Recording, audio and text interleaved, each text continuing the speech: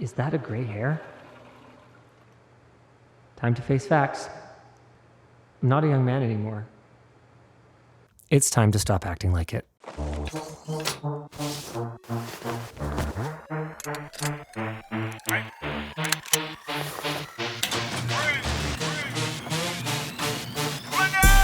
you ain't talking money, I don't understand. If you ain't talking paper, I don't understand. If you ain't talking guala, I don't understand. If you ain't getting dollars, I don't understand.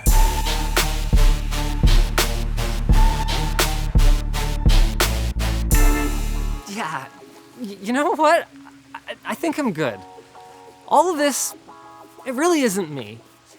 But after spending the last month with the Porsche Taycan 4S, I can finally say I get why some people are into it. Believe it or not, I haven't gotten a lot of double takes in my life. So driving around in the Taycan made me feel cool in a way that I've just never gotten to experience before. Like, who wouldn't want to know something about the 30-something in a car that's worth more than a year of their salary, right? Add in the fact that this is the most fun I've ever had on four wheels, and the big question becomes, why did you just give the keys away? Truthfully, it's because everything from sitting behind the wheel to seeing it in my garage makes me feel like it's too good for me. But explaining why is gonna take a little while, so have a seat. Today's video is brought to you by KiwiCo. KiwiCo ships out crates that contain hands-on projects for kids to help develop their creative confidence and problem-solving skills. Learn more at the end of this video or at the link down below.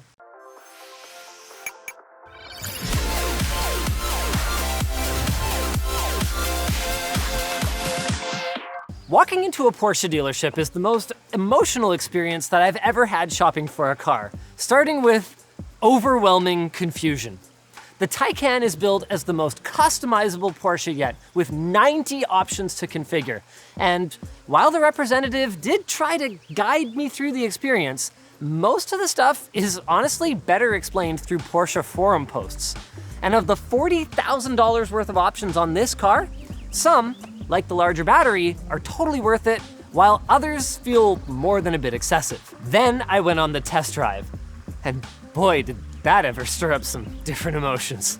Just so it's clear to everyone, gearhead, don't care about cars at all, you all need to stop comparing Teslas to Porsches. One feels like operating a giant RC car, and the other one feels like driving. According to Porsche, the 4S model makes 482 horsepower and 479 foot-pounds of torque. Feels pretty good to me, but this is really fun. Stratified Automotive, who happens to be not only a YouTube channel, but also our neighbor in the complex we work in, came over, they saw this thing in the parking lot, and they were like, hey guys, we would love to throw that on the dyno. And we found out some really interesting things. Number one is that Porsche is actually overselling the horsepower on this particular model to the tune of about 50 horsepower. But we weren't too salty about it because the reality of it is, it mostly comes down to torque. If you want to talk about how peppy the car feels, and it turns out it actually has 184 more foot-pounds of torque than Porsche rated it for. They are seriously underselling the kick of this thing. Sorry guys, your head's okay? I'm gonna get a concussion over there. I really cannot overstate how much pull this thing has.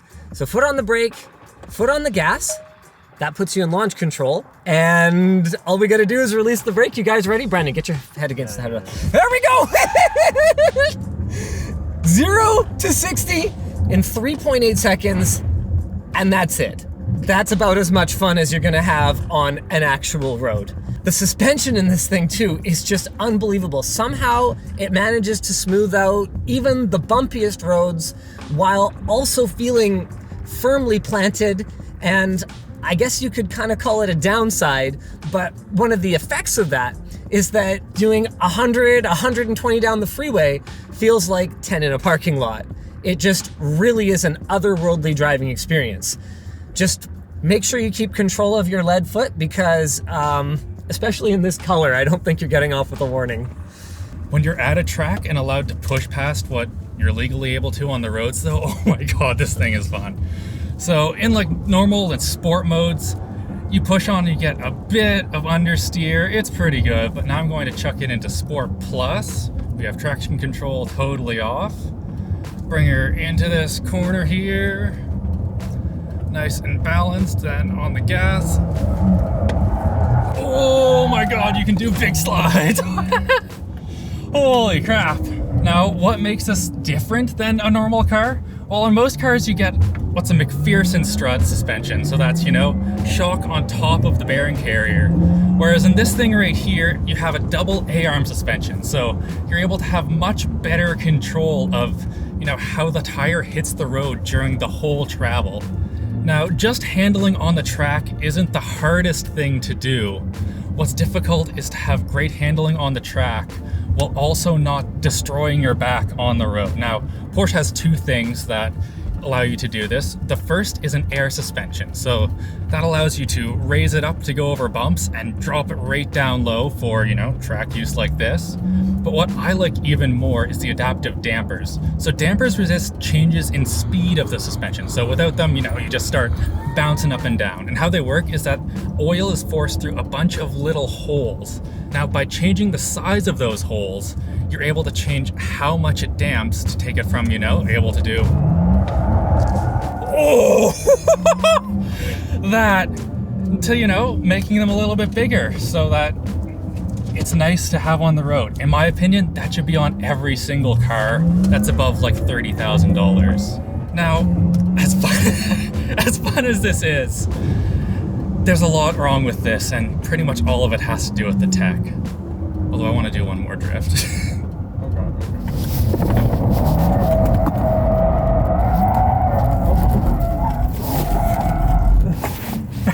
Everything about the Taycan's interior is laid out logically. At least, I assume that's the case. If so, it must be some kind of higher German logic, because my misadventures with the controls and infotainment system started with not being able to turn off the heated steering wheel during my test drive, and basically went downhill from there. My 8-year-old son suggested tapping the steering wheel in the ventilation configuration menu, which I honestly thought was a pretty good idea, but that didn't do it, so we resolved to just ask when we got back to the dealer. Turns out it's down here. The learning curve on this thing is steep, even after you read the owner's manual. But then even after that, there are a bunch of really annoying things that automakers have had figured out for decades that somehow got broken when they translated them to a touchscreen. Every time the car is turned on, for example, the driving mode gets reset to normal and regenerative braking gets turned off. Why wouldn't it just be exactly how I set it up the last time I was driving? Especially because you have an individualized driving mode. And who at Porsche thought that this climate control screen was better than physical knobs? Changing the temperature takes forever. You should be able to just swipe this to go in larger increments. Also, you can't physically control the vents. They're done on the touchscreen, which would be mostly fine. Tesla does it. But every time you change where the vents are facing, it resets the fan speed to auto again. Why?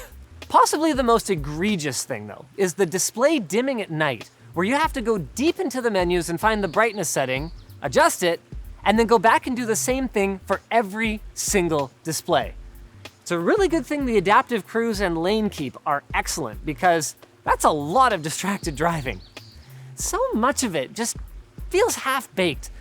Kind of like the engineers tested this thing on the track, went, man, this is fun to drive, and then called it a day. I mean, even Bluetooth audio is subpar. Pairing your phone is fine, but this is just about the clunkiest media control experience that I have ever had built into a car. Repeat song outright didn't work for me at all, and why does the first second of my song cut off when I go back a track? I can literally buy a $20 dongle on eBay that doesn't have that problem. Now, a fair few of these things could easily be solved by simply plugging in a Type-C cable and using Android Auto. Could. Except that the Taycan only has CarPlay, which is why I had to daily drive an iPhone while I was doing this review. And if you don't happen to have an iPhone that you can just switch to when you're driving your Porsche, you're just gonna have a terrible time. Now, I remember being warned on Twitter to make sure that I evaluate this car in the proper context. It's focused on driving, they said, okay? But here's a question for you. Is listening to music not an integral part of driving? The Bose speaker system sounds great, so clearly Porsche thought it was. What about being able to quickly and easily navigate menus with a responsive touchscreen? Is that integral to driving? Tesla thinks so. I mean, heck, even Volkswagen, Porsche's parent company, can do it on a car that is 5 times cheaper. And what is this? If I click on phone for someone with only one number, it will prompt me for which thing to call, including email. What am I going to do with email from behind the wheel of a car? I'm sorry. Porsche apologists, there is only one word to describe this kind of deficiency in a vehicle that costs this much. Excuse. If the infotainment is an integral part of the driving experience, then it should be good. And if it isn't, then maybe it just shouldn't have one. Like, seriously, I think this would actually be a better car if 3 of these displays were gone. For all of my gripes though, there were a lot of things about this car that were just on a completely different level. As I mentioned before, the adaptive cruise control, it's awesome. I was finally able to use this feature without my wife feeling nauseated by the jerky stopping and starting like she was in the Model Y. And since I'm making that comparison, having proper windshield wiper controls is something I never thought I'd have to give out a gold star for until I used Tesla's horrible touchscreen ones. Not that I even needed them here anyway, since Porsche's rain sensors were way better too. The parking camera can be configured in a number of ways to suit your style, and it automatically engages when you approach a parking spot at low speed. It's pretty nice. The seat comfort and adjustments were beyond anything I have ever experienced in my life. And again, the ride quality.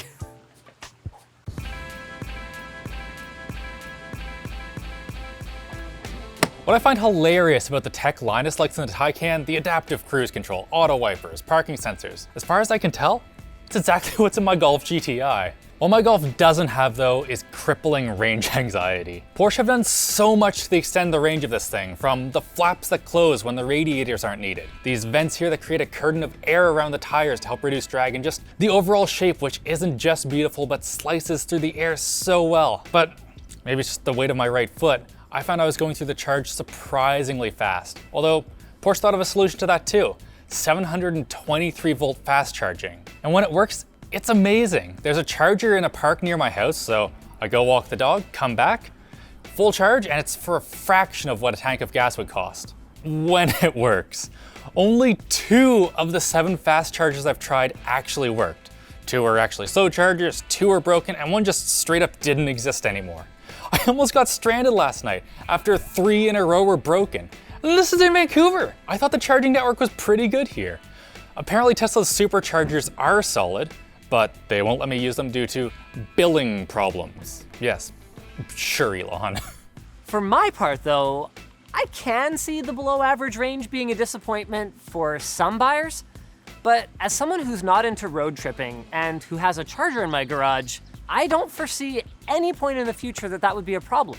Like 300 miles is more than enough for your daily commute and enough for the vast majority of your Sunday adventures, which will be mind-blowing, by the way. The Taycan, more than any other electric car yet, gets me excited about the future and the advancements that we're about to see. It proves to me that electric cars can be fun and engaging in a way that Teslas just aren't. But while the car-ness is great, as a tech enthusiast, I think it's fair to say that Porsche still has some homework to do. Things like the charging network, those will almost certainly improve. But the infotainment system is a big question mark for me about this vehicle. Common sense would dictate that they can fix that through updates. It's just software. But that assumes that the team has both the drive and the leadership to improve it, and that there's a desire from Porsche to look after these early adopters instead of just fixing it in the next model year facelift and leaving this one to depreciate hard. If I had 160 grand to spend, should I roll these dice then? Or just keep waiting? And for me, the bigger question is, why should I take part in this experiment when the GT3 exists? It seems like Porsche have landed on the perfect internal combustion engine, and with emission regulations getting tougher and tougher, who knows how much longer they'll be able to make it. It'd be a shame to miss out on that, though the plus side of this experience is that when they do kill the flat six, what's coming around the corner will not disappoint. Just like our sponsor won't disappoint. Thanks KiwiCo for sponsoring today's video. KiwiCo is a monthly subscription service that helps make STEM topics fun and interactive for kids of all ages. They believe that if you learn small today, you can produce world-changing ideas tomorrow.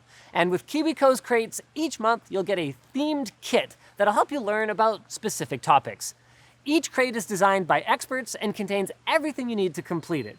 That means you don't have to run off to the store to get extra supplies like glue or glitter or whatever else. The crate we have here is at Kiwi level for kids ages 5 to 8 that teaches programming and robotics, and another one is the Eureka level for your teens ages 14 plus that help highlight basic engineering and sound practices. KiwiCo is a great way to keep your kids occupied for hours, and you if I'm being honest, because you'll have more fun if you do it with them. And if you check it out today at kiwico.com/Linus, you'll get your first month free. Thanks for watching, guys. If you enjoyed this video, go check out our Tesla Model Y video. I'd say that's probably worth seeing the comparison. They're so different. It's like one of them's a rolling infotainment system and the other one's a car.